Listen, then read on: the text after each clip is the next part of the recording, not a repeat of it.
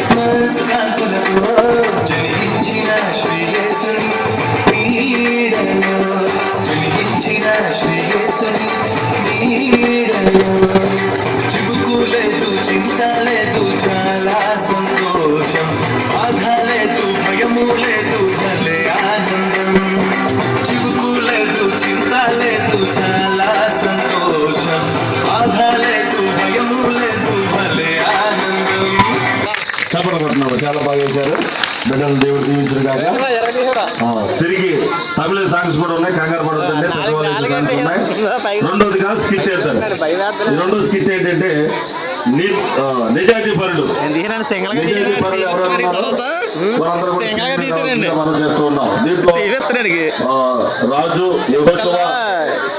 రాజు, G Prasad, ఇంకా